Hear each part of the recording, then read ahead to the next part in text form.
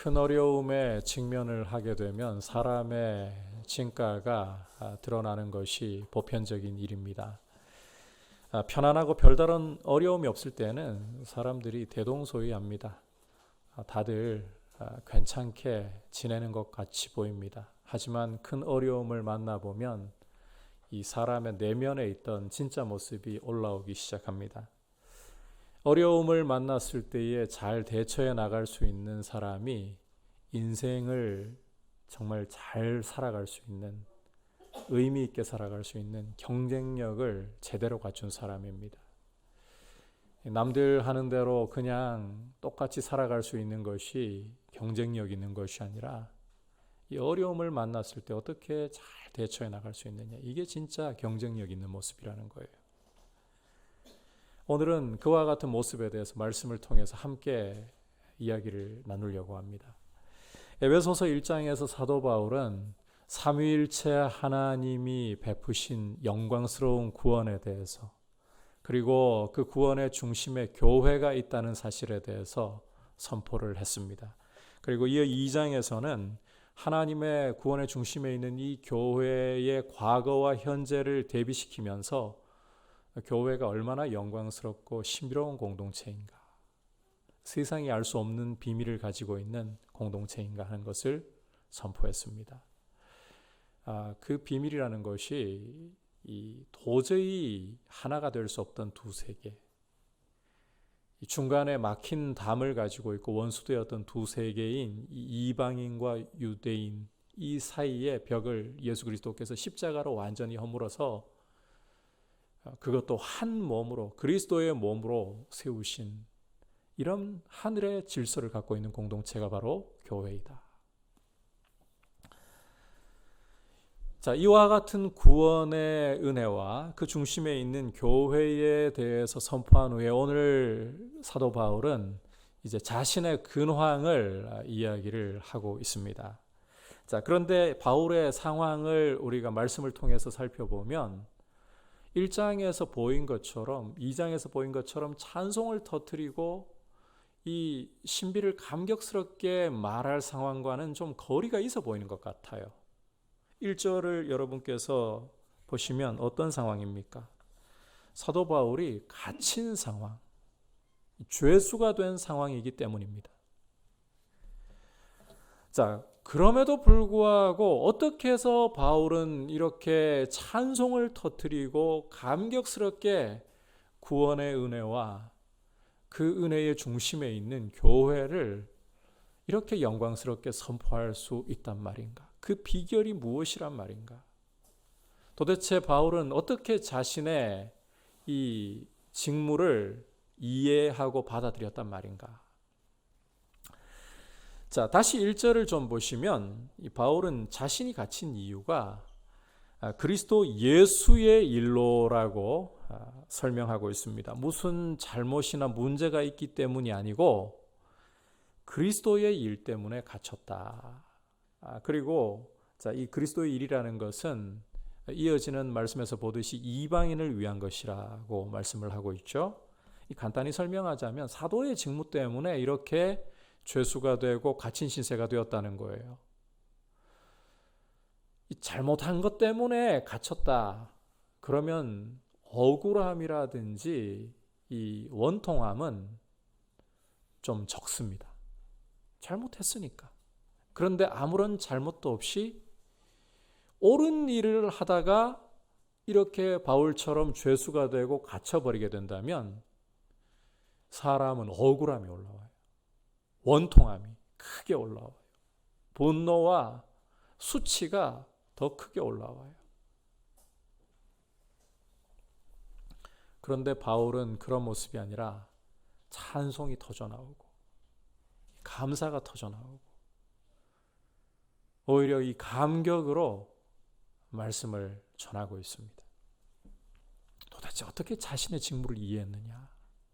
어떻게 이 사도의 직분, 그 직무를 이해했기에 바울이 이런 상식을 뛰어넘어 버리는 감사를 할 수 있고 찬송을 터뜨릴 수 있는 것일까? 이게 편지를 쓰니까 안 보이는 상황이니까 꾸며낼 수 있는 것 아닐까, 그렇게 생각하시면 안 됩니다. 사도행전 16장을 보시면 바울이 빌립보에서 사역을 하는 모습을 우리가 읽을 수가 있는데, 한 귀신 들린 여종에게서 귀신을 쫓아내는 일을 읽을 수가 있죠. 그렇게 하자 귀신 들려있던 여종의 주인은 그걸로 점을 쳐가지고 이제 이익을 벌어들였는데 더 이상 이익이 나지 않잖아요. 바울과 실라를 고소해가지고 그야말로 반죽음 상태에 이를 정도로까지 두들겨 맞고 옥에 갇히게 만들어버렸죠. 바울과 실라는 만신창이가 된 채로 깊은 옥에, 지하 감옥이었던 것 같습니다. 깊은 옥에 갇혀서 이 발에 착고가 매인 상태였어요. 그런 상태라면 굉장한 분노가 올라올 수 있습니다. 억울함에 이 일을 갈 수도 있습니다.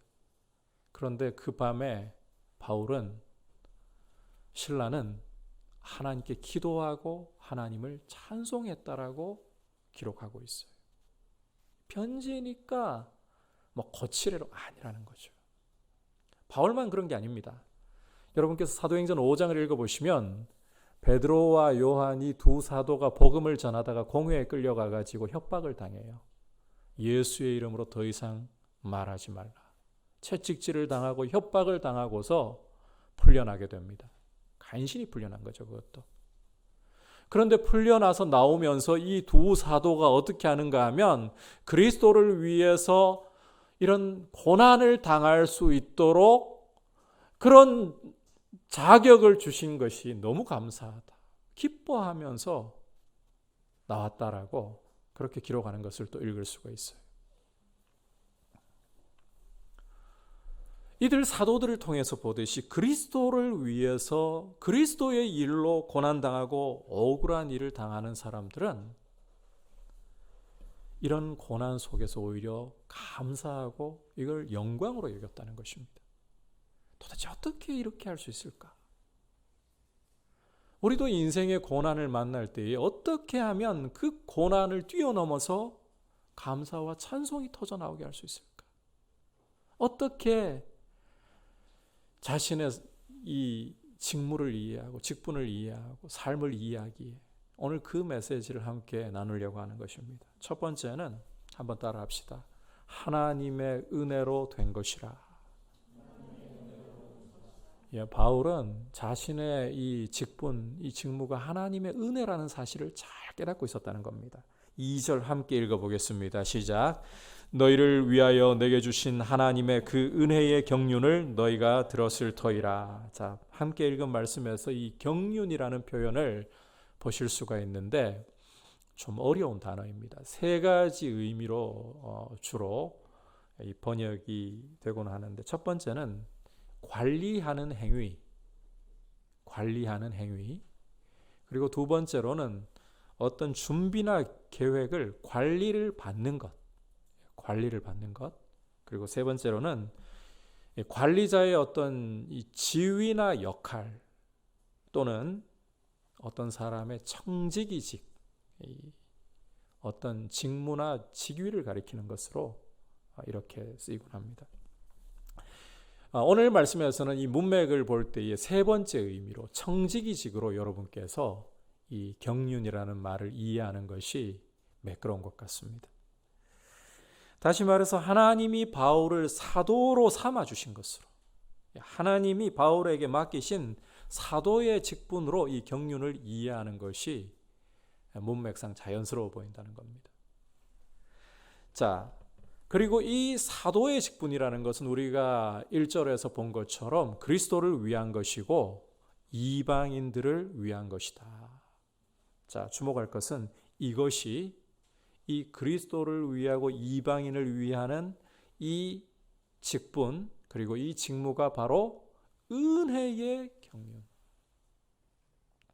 은혜로 맡겨주신 직분이고 직무라는 것입니다. 은혜라는 것은 여러분께서도 잘 아시다시피 받을 자격이 없는 사람에게 값없이 베풀어주는, 조건 없이 베풀어주는 호의를 가리키는 거예요. 바울은 자신에게 주어진 사도의 이 직분이 자신의 어떤 자질이나 자격을 따르는 것이 결코 아니라고 말하고 있는 것입니다. 아니, 이것은 오히려 전적으로 하나님의 은혜가 임하여서 주어진 직분이지 자신의 어떤 능력, 자질 그런 것과는 전혀 상관이 없다는 것입니다. 실제 그랬습니다. 왜냐하면 바울은 과거 예수님을 만나기 전에 누구보다도 예수님을 혐오했었던, 그리고 예수님을 믿는 교회를 열렬히 박해하면서 없애버리려고 했던 사람이었기 때문입니다. 간단하게 예수님의 원수이고 죄인이었다는 말이에요.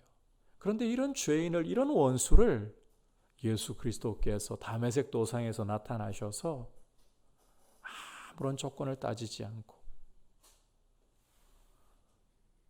받아주시고 그리스도의 피로 씻어주시고 사도로 삼아주신 것입니다. 따라서 바울은 7절에서 또 이렇게 고백하지 않을 수가 없는 거예요. 우리 함께 7절 읽어보겠습니다. 시작.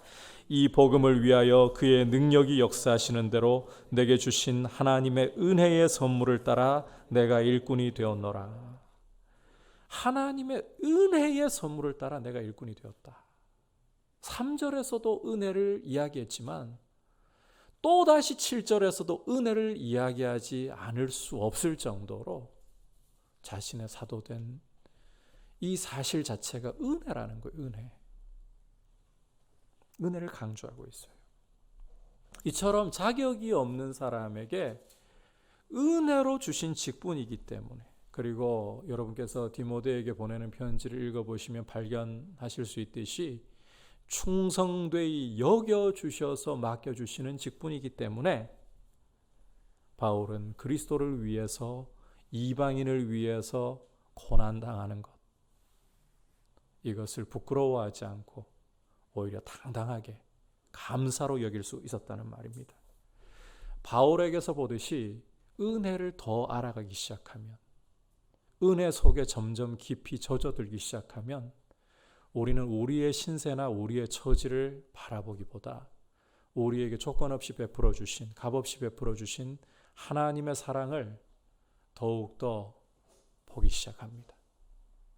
그리고 우리가 처해 있는 어떤 환경이든지 그걸 뛰어넘어서 감사할 수 있게 되는 것입니다. 찬송을 터뜨릴 수 있게 되는 것입니다. 여러분, 우리가 예수님을 믿게 된 것 이 자체부터가 은혜입니다. 우리 자격이 있어서 자질이 되어서 예수 믿는 거 아닙니다. 여러분이 뭔가 하나님 보시기에 선량한 구석이 정말이지 이 바늘 끝으로 살짝 건드린 수준도 없습니다. 우리는 2장 전반부에서 보았듯이 본질상 진노의 자식들이었습니다. 하나님과 원수되었던 죄인들이었습니다. 이런 우리를, 우리의 자격을 보시는 것이 아니라 창세전에 그리스도 안에서 우리를 선택하신 대로 우리를 구원해 주신 것이고, 또 우리로 하여금 하나님을 아버지라 부르시기에 은혜를 주신 것이고, 그리고 하나님 앞에 서 있는 자녀들은 또 하나님을 섬길 수 있어요. 여러분, 이 섬긴다는 게 얼마나 영광스러운 일인지 몰라요. 하나님이 우리 같은 사람의 섬김을 받아주신다는 게 얼마나 감사한 일입니까? 여러분, 이런 말씀 드리면 좀 혐오스러운 분도 있겠지만, 바퀴벌레가 다가오면 어떻게 하시겠어요? 죽이는 걸로만 하면 깔끔합니다. 비명 지르고 뭐 어디 책상 있으면 책상에 뛰어 올라가 버리고 가까이 오는 것 자체가 혐오잖아요. 저희 집은 바퀴벌레 예전에 이 가방에 따라온 적이 있어가지고 한번 난리 난 적이 있었어요. 모두가 바퀴벌레를 혐오하고 무서워하고 그런 바퀴벌레가 자 생각할 수 있는 사고가 있어가지고 나는 당신을 섬기려고 다가가는 거예요. 이러면 어떻게 보시겠어요? 그래도 오기 전에 이 토치라도 있으면요, 오기 전에 구워버리겠죠. 뭐 그런 이성이고 뭐고 따지지도 않을 거예요. 우리가 하나님을 섬기는 것이 하나님이 필요해서 우리의 섬김을 받으십니까? 만물이 하나님께로부터 나왔고 하나님으로 말미암고 하나님께로 돌아가는 분인데 우리의 섬김이 필요한 거 없습니다. 그럼에도 불구하고 그리스도 안에서 하나님을 섬길 수 있는, 그래서 여러분 모든 봉사라는 것은, 교회의 봉사라는 것은 내가 하나님께 뭐 하나 줍니다 이런 생각 가지고 있는 큰 교만이고 오해예요. 교회에서 이 봉사를 성도님들에게 권할 때에도 마치 사람이 뭐 일자리에 설 사람이 없으니까 삭삭 빌어가지고 부탁하는 것처럼 생각하시면 큰일 나는 거예요. 섬길 자격도 없는 우리를 하나님이 영광스럽게 사용해 주시는 것이 바로 봉사입니다. 그런 심정을 가지고 있어야 돼요. 근데 이걸 알려면 은혜를 알아야 되는 거예요. 은혜를 모르면 이게 안 보여요. 봉사가, 섬김이 짐인 줄 알아요. 고역이에요. 하나님 은혜를 아시기를 바랍니다. 여러분, 우리의 문제는 은혜가 메말라 간다는 겁니다. 하나님은 우리에게 은혜 주시기를 간절히 원하시고 그 은혜를 통해서 우리의 삶이 참으로 하늘의 영광으로 젖어 있기를 원하시고, 어떤 환경을 만나도 어떤 처지를 우리가 당하여도 감사가 나올 수 있는 이런 모습으로 우리를 참 세상에서 경쟁력 있는 사람들로, 진짜 경쟁력 있는 사람이에요. 돈 많아서 경쟁력 있고 똑똑해서 경쟁력 있는 게 아니라 세상 기준인 거고요. 세상도 알아요. 돈 많고 똑똑해도 인생 문제 해결 안 된다는 거 알아요. 진짜 경쟁력이 있는 사람은 인생의 큰 어려움과 환난을 만나도 그 속에서 하나님을 바라보면서 감사할 수 있는 사람, 자신을 넘어서 오히려 남을 위로할 수 있는 사람. 세상도 이런 그리스도인들을 보고 싶은 거예요. 이렇게 안 나오니까 욕하는 거죠. 그러려면 은혜에 젖어 있어야 돼요. 여러분, 너무 많이 들어서 익숙해져 버린 이 단어 은혜. 은혜를 알아야 돼요. 하나님의 은혜가 여러분들에게 풍성하게, 이거 자질로 받는 거 아닙니다. 자격으로 받는 거 아닙니다. 하나님은 우리에게 오늘도 그리스도 안에서 은혜를 부어주시려고 하시고 부어주시는 분입니다. 그 아버지의 은혜를 그런데 우리가 구해야 돼요. 주셔도 우리 편에서 구해야 돼요. 인격적이시기 때문에. 은혜를 풍성하게 경험할 수 있도록 하나님의 은혜를 알고 눈이 열려서 하나님의 사랑을 더 깊이 볼 수 있도록 도와주십시오. 그렇게 서시길 축복합니다. 두 번째로 바울이 자신의 직분과 직무를 어떻게 이해했는가 한번 따라합시다. 그리스도의 비밀을 깨닫게 하려 하심이라. 이제 설명하자면 직분과 이 직무에 대한 내용을 제대로 알고 있었다는 거예요. 자, 이어지는 말씀에서 바울은 이제 하나님이 자신에게 은혜로 맡겨주신 이 사도의 직분에 대해서 그 내용에 대해서 구체적으로 설명을 하는 겁니다. 자, 3절 4절 함께 읽겠습니다. 시작. 곧 계시로 내게 비밀을 알게 하신 것은 내가 먼저 간단히 기록함과 같으니 그것을 읽으면 내가 그리스도의 비밀을 깨달은 것을 너희가 알 수 있으리라. 자, 이 말씀을 좀 쉽게 말하면 이런 거예요. 바울은 자신에게 주신 하나님의 은혜의 경륜, 즉 이 사도의 직분이라는 것은 계시를 통해서 그리스도의 비밀을 알려주시고 깨닫게 하신 것이다. 이 직분의 내용이 이 그리스도의 비밀을 계시로 알게 해주시고 깨닫게 해주신 것이다. 이 굉장히 중요한 이야기입니다. 그래서 이 그리스도의 비밀을 섬기는 일꾼이 되게 하신 것, 7절에서 보듯이 섬기는 일꾼이 되게 하신 것이, 이게 참 중요하다는 거예요. 자, 여기에서 우리가 이 용어 좀 생각해 볼 부분이 있는데, 비밀이라는 용어입니다. 이 비밀이라고 하니까 아주 특별한 사람만이 가지는 전유물, 나머지 사람들에게는 봉해버리는 일반적이지 않은 지식, 이렇게 생각을 떠올리기 쉬운 것 같아요. 이를테면 예수 믿는 사람 중에서도 특별한 소수만 영적인 경험이 깊은 사람만이 알 수 있는 그런 지식을 비밀이라고 오해할 수가 있다는 거죠. 자, 그런데 여기 이 비밀이라는 헬라어 미스테리온이라는 말은 그런 은밀한 것을 이야기하는 것이 아니라 하나님께 속한 일을 이야기하는 거예요. 그런데 이 하나님께 속한 것은 세상 지혜로는 도저히 알 수가 없는, 세상에게는 감추어져 있는 것입니다. 하지만 하나님의 가족에게는 이 하나님에 속한 일은 하나님이 나타내어 깨닫게 해주시는 거예요. 그게 비밀이에요. 예수님을 믿고 성령을 그 마음에 모시고 있는 사람이라면 말씀을 통해 깨달을 수 있는 지식이라는 거죠. 이 사도의 직분이 이 비밀, 세상에게는 가려져 있는, 그런데 이 하나님의 가족에게 알리시는 이 직분, 이 비밀을 계시로 먼저 받는 데 영광이 있다는 겁니다. 자, 주목할 사실은 이 비밀의 계시가 다른 세대에, 이전 다른 세대에게는 이처럼 밝게 주어지지는 않았다는 점입니다. 5절, 6절 같이 읽어보겠습니다. 시작. 이제 그의 거룩한 사도들과 선지자들에게 성령으로 나타내신 것 같이 다른 세대에서는 사람의 아들들에게 알리지 아니하셨으니 이는 이방인들이 복음으로 말미암아 그리스도 예수 안에서 함께 상속자가 되고 함께 지체가 되고 함께 약속에 참여하는 자가 됨이라.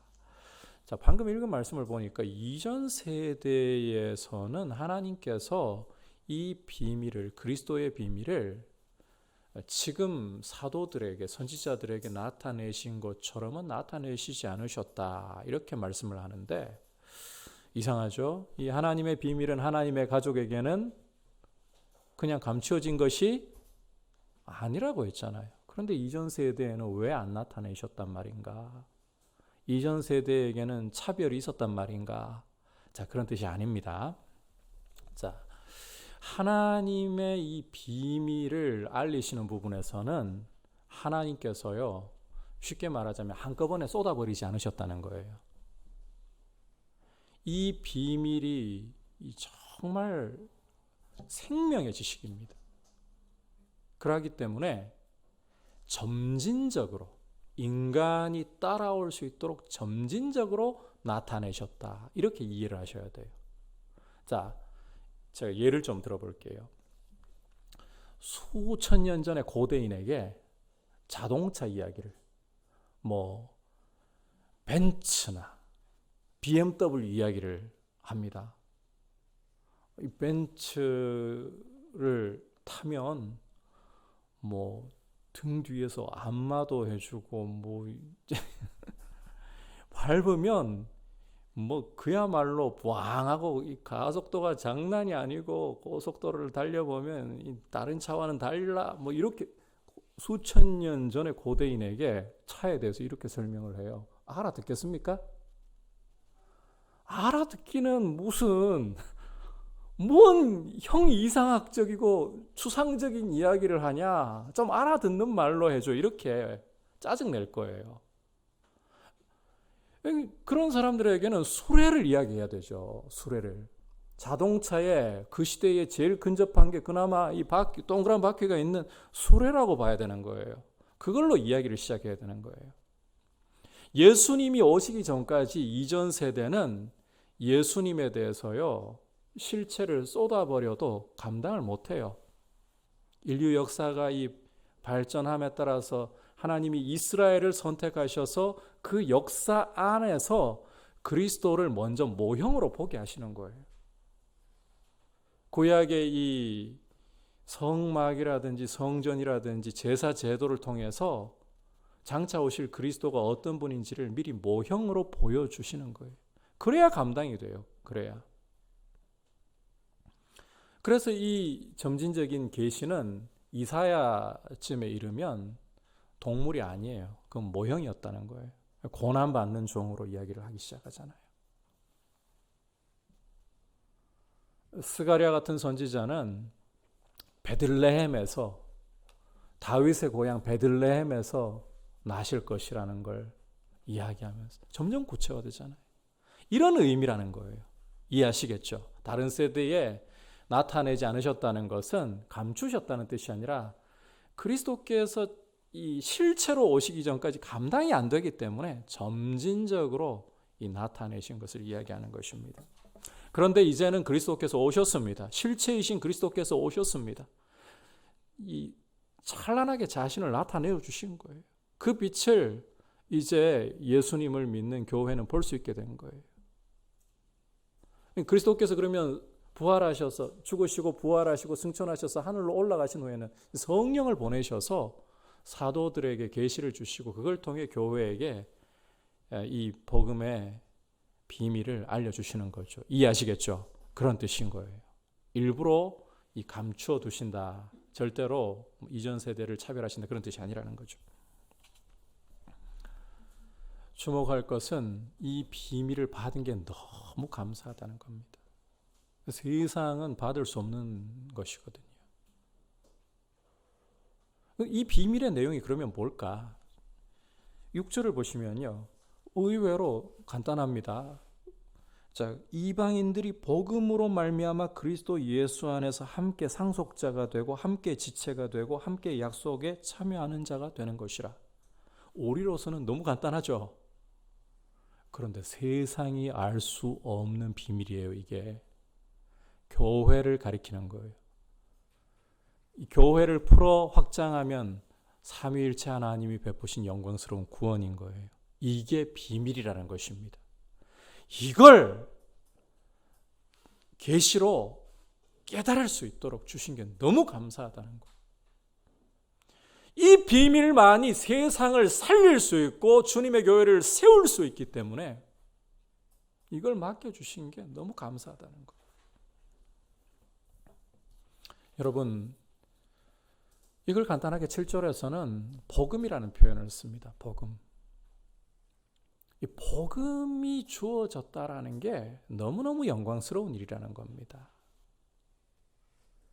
복음을 받았다는 것은 감옥이 뒤흔들 수 없는 어떤 환난이나 박해나 적신이나 기근이나 어떤 세상의 고통이 뒤흔들 수 없는 감사, 기쁨의 이유라는 거예요. 세상을 살릴 수 있는 하나님의 교회를 세울 수 있는 유일한 지식, 참된 지식, 이걸 깨닫게 해주셨다니, 성령으로 이걸 계시해 주시고 나 같은 사람을 통해 이 지식을 교회에게 전할 수 있게 해주셨다니, 교회를 세우는 일에 전할 수 있게 해주셨다니 감사가 터지는 거죠. 앞서 하나님의 은혜를 알아갈수록 우리는 우리의 신세를 탓하기보다, 우리의 처지를 바라보기보다 하나님의 사랑에 주목한다고 했습니다. 그렇게 하나님의 은혜를 알아간다면 여러분, 은혜는 이게 모호하지 않습니다. 그냥 어떤 뭘까요? 하늘에서 뭔가 내려오는 것 같은 그런 감정이 아닙니다. 구체적이어야 돼요. 복음을 깨닫는 것과 같이 연결되어 가는 거예요.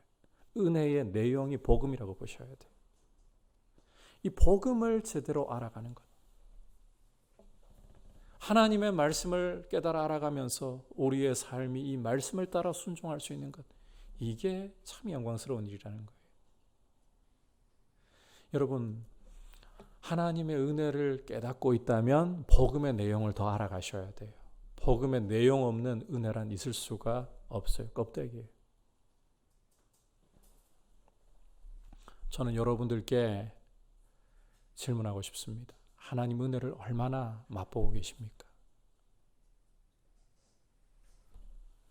이 복음의 신비를, 이 비밀을 얼마나 알아가고 계십니까?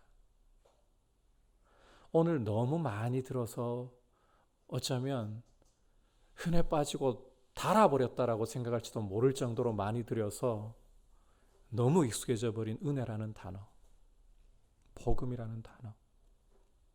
근데 이것이 죄수가 된 상황에서도, 억울하게 죄수가 된 상황에서도 사람으로 하여금 감사가 터져나오게 하는 이런 능력이에요. 이런 영광인 거예요. 우리는 이 은혜를 얼마나 알고 있습니까? 이 복음의 신비를 얼마나 우리는 알고 있습니까? 여러분, 하나님이 이 은혜의 내용인 이 복음을 값없이 우리에게 그리스도 안에서 주십니다. 그런데 자, 우리 편에서는 앞서 인격적이신 분이기 때문에 어떻게 해야 된다 그랬습니까? 구해야 한다. 은혜를 더 깊이 경험하기를 사모하십시오. 복음을 더 깊이 깨닫기를 사모하십시오. 여러분, 이렇게 예배당에 와서 말씀을 들으면서 은혜에 대해서, 복음을 깨닫는 것에 대해서 도전을 받았더라도 여기서 끝나버리시면 안 됩니다. 우리의 가슴에 불꽃이 다시금 타오르게 되었더라도 이걸 그냥 내버려 두시게 되면 다시 사그라들게 됩니다. 기도로 말씀 앞에 머물려고 하면서, 그리고 그게 전부가 아닙니다. 여러분, 내가 받은 이 은혜와 이 깨닫게 된 이 복음의 내용을 같이 자꾸 이야기를 해야 돼요. 자꾸 나누어야 돼요. 이 코로나 시대에 우리에게 가장 강력하게 다가오는 유혹 중에 하나가 이 비대면 상황 속에서요, 비대면을 핑계로 이런 나눔을 자꾸 회피하려고 하는 거예요. 저는 우리 동산 일꾼들 가운데 이렇게 좀 당부를 드리고 싶습니다. 이 동산 모임을 하면서요, 어떻게 하든지 간에 카톡의 단톡방을 통해서라도 자꾸 이런 은혜를 나누게 하셔야 되는데, 나는 도저히 권하고 부담 주는 게 싫어서 못하겠습니다 하신다면 동산 일꾼 좀 내려놓으셔도 된다고 생각해요. 우리 죄성을 갖고 있기 때문에 알아서 잘할 거라고 생각하면 안 됩니다. 오늘 부담이 되더라도 이런 말씀을 좀 드려야 될 것 같아요. 회유를 하든 협박이 통하면 협박을 하든 간에 은혜를 맛보도록, 복음의 비밀을 깨달아 알도록 도와야 되는 거예요. 그 일 안 하려고 하면요, 그 직분을 좀 내려놓고 오히려 내가 먼저 무장하도록, 예배에 집중하도록, 그렇게 하나님 앞에서 있는 게 나아요. 안 그러면 다들 같이 죽어요. 같이 알아서 하겠지 안 하더라고요, 보니까. 제가 담임 목사로서 이렇게 코로나 이후에 쭉 계속 전반적인 상황을 지켜보고 있는데 잘 될 것 같죠? 잘 안 돼요. 알아서는 잘 안 돼요. 서로 격려해야 되는 거예요. 여러분, 우리 죄성을 만만하게 여기시면 안 됩니다. 우리 이 죄성이라는 건 굉장히 무섭습니다. 강교하고 교활합니다. 제가 우리 전차 단톡방에 예전에 리차드 웩스터의 글을 인용을 해드리면서 이 비대면 예배에 대해서 여러분들에게 권면의 말씀을 드렸습니다. 근데 그걸 올린 이유는 분명합니다. 교회가 사회의 덕이 되기 위해서 그렇게 지킬 것을 지켜야 한다는 이야기를 한 것이지, 그것이 현장 예배에 안 와도 된다는 구실로 여겨진다면 죄성이 작용하고 있는 거예요. 듣기 싫어도 이런 이야기를 좀 드릴게요. 죄성이 작용하고 있는 거예요. 올 수 있음에도 불구하고, 올 여건이 됨에도 불구하고 그냥 가기 귀찮으니까 집에서 예배드리지, 그럼 편의주의를 따라가게 되는 거예요. 그런데 처음에는 이게 이 마음이 흐트러질 정도는 아닐 거예요. 처음부터 흐트러진 사람 없습니다. 그런데 이 개구리가요, 뜨거운 물에 던지면 바로 튀어나와 버리지만 서서히 가열하면 그 안에서 삼겨 죽는 것처럼 우리 영혼은 편의주의에 자꾸 익숙해져 가요. 그러다 보면 은혜는 무엇이고 복음은 무엇인지, 그리스도인으로서 이 사도 바울이 보여주는 것 같은 이런 삶이 무엇인지, 여러분, 이게 성경 안에 갇혀있는 이야기라고 생각하시면 안 돼요. 우리 인생은 만만하지 않습니다. 여러분이 진짜 복음을 위해서, 그리스도를 위해서 살아보려고 하면 우리 인생 만만하지 않습니다. 편하게 살 수 있다고요? 꿈을 깨셔야 돼요. 절대 안 그래요. 복음을 위해서 살아가는 삶은 장애가 많습니다. 고난이 많습니다. 그런 상황 속에서 우리가 어떻게 이 하늘의 영광과 감사를 보였던 이 사도들이니까 그렇게 하면 안 돼요. 이 사도들을 통해 보여주신 것은 사도들만의 전유물이라는 뜻이 아니라 사도들이 이렇게 보였다면 우리도 그 길을 따라갈 수 있다는 말인 거예요. 사도들을 통해 교회에게 나타내는 거예요. 교회가 이러한 길을 가야 된다라고. 그게 경쟁력 있는 모습이에요. 어떤 분들이 이야기하는 것처럼 예수 믿어서 복 받아가지고 돈 많이 벌어가지고 그러면 옆에 이웃에 있는 사람들 그거 부러워할 것 같죠? 돈을 부러워할지는 모르겠습니다. 그러나 삶을 부러워하지는 않습니다. 예수 믿어서 정말 아무런 인생에 문제가 없는 삶을 부러워할 것 같죠? 안 그렇습니다. 실제 그럴 수도 없거니와 아무 문제 없는 삶이 될 수도 없거니와 그런다고 부러워하는 게 아닙니다. 저 사람은 도대체 나하고 뭐가 다른 거야? 이질감을 느낄 뿐입니다. 오히려 인생의 여러 어려움 속에서도 그 속에서 감사할 수 있는 모습, 그 속에서 찬송을 터뜨릴 수 있는 모습, 이걸 보면서 경쟁력을 느끼는 거예요. 이게 진짜 경쟁력인 거예요. 삼성가에 태어났더라면, 우리 부모가 가난한 부모가 아니라 삼성가에서 태어났더라면 뭐 돈 걱정이라고는 아예 안 하고 뭐 필요한 거 있다면 뭐 돈으로 사람까지 다 사가지고 척척척 다 내 인생길을 닦아주고 뭐 이렇게 잘 나갈 것 같고 좋을 것 같죠. 여러분 1등 하는 사람들은 불안합니다. 사실 어제 기사를 보다 보니까 반도체 분야에서 세계 6위인 이 마이크론이 1위 하고 있는 삼성의 기술력을 뛰어넘어 버린 이야기가 나오더라고요.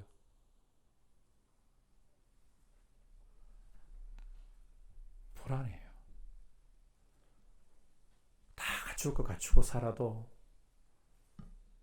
삶이 행복할 것 같지만 안 그래요.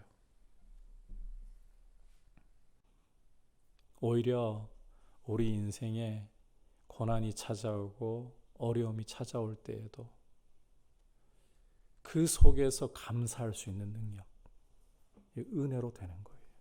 복음으로만 되는 거예요. 이걸 아는 것이 경쟁력이 있는 삶이에요. 이 코로나 이후 시대에 이런 경쟁력이 더 중요한 때입니다. 지금 교회에게 진짜 필요한 경쟁력이 바로 여기에 있습니다. 코로나로 많이 못 모이기 때문에 제가 어제 이야기를 어제가 아니군요. 그저께 이야기를 좀 듣다 보니까 수도권에 있는 이름만 대도 알만한 교회인데 12,000명이 모이던 교회가 코로나 터진 이후에 2,000명 모인다 이런 이야기가 있다 하더라고요. 10,000명이 어디로 가버린 것인지. 이 숫자가 많이 모이기 때문에 경쟁력 있는 교회라고 생각하시면 안 돼요. 그렇다고 이 큰 교회 비난하는 거 그런 거 아니니까 오해하지는 마시고, 그게 경쟁력이 아니라 복음을 알고 있느냐, 은혜를 우리가 경험하고 있느냐, 이게 그리스도인의 진짜 중요한 경쟁력이라는 거예요.